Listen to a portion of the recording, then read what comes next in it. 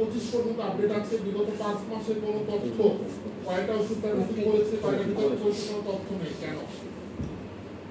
এটা হচ্ছে আমার ঠিক আছে, মানে এখানে কি সবসময় এইরকমই ঘটে? ওনারা বলতেছেন যে আমরা স্যার আমি কদিন আগে এই কথাটা বলছি, মনে আছে? এগুলো তো সরকারি মালামাল এবং যারা পায় তারা প্রত্যন্ত অঞ্চলের মানুষ, অত্যন্ত গরিব মানুষ। এখন আপনারা যদি তথ্য আপডেট না রাখেন তাহলে এখান থেকে তো আপনার মাস্টার বসে করবে।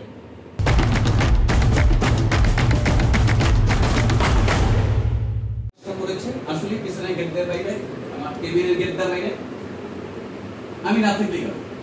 আমার গাইডলাইনে সামনে দেখেন মোটরসাইকেল ঠিক আছে, আমার টাইলস যেটা আমি স্ট্রংলি মেইনটেইন করার চেষ্টা করি। টাইলস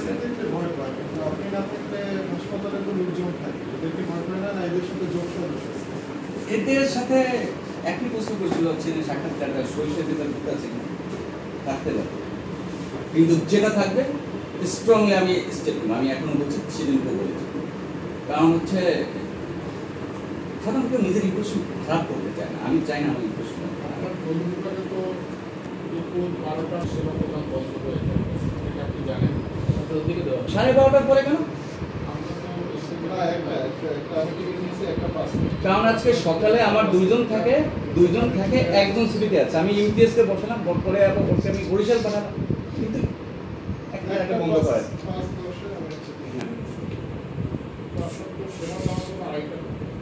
সেবা আইডে দেওয়া হচ্ছে। আমি একটু ওনাকে সেটাই বুঝাচ্ছিলাম।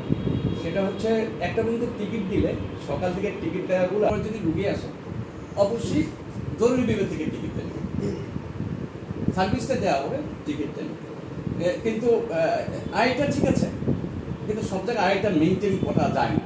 এটা হলো আমার কথা। আমি ওদের মতো ডিউটি করেছি ওরা, তো এটা সম্ভব হয় না। এটা শেষ করেই যেতে পারে, দূর থেকে রুগীগুলো আসে।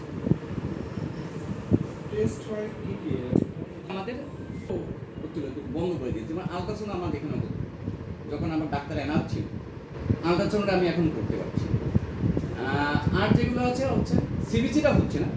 সিবিসিটা হচ্ছে আমাদের যে মাইক্রোস্কোপ, ওইটা কোম্পানি দিয়ে ম্যানুয়ালি করা হচ্ছে, ডিভাইসটা নাই।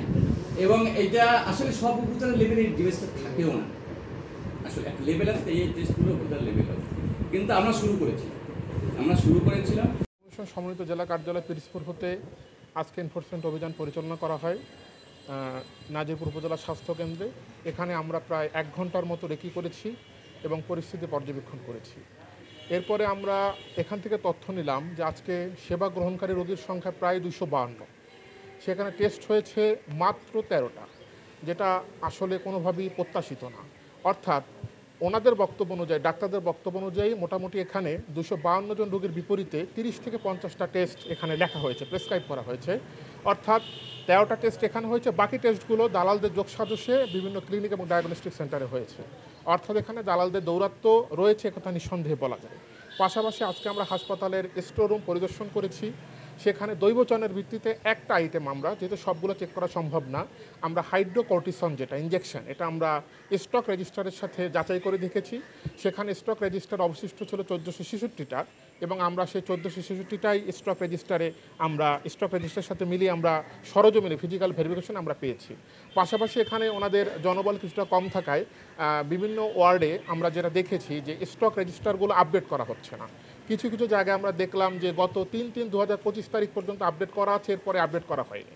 আবার কিছু কিছু জায়গায় দেখলাম 31/12/2024 তারিখ পর্যন্ত আপডেট করা আছে, এরপর আর আপডেট বা তথ্য এন্ট্রি দেওয়া হয়নি। এই সব ঘাটতি অনিয়ম আমরা দেখেছি। পরবর্তীতে কমিশনের নির্দেশনা মোতাবেক আমরা প্রয়োজনীয় ব্যবস্থা গ্রহণ করব। ধন্যবাদ সবাইকে।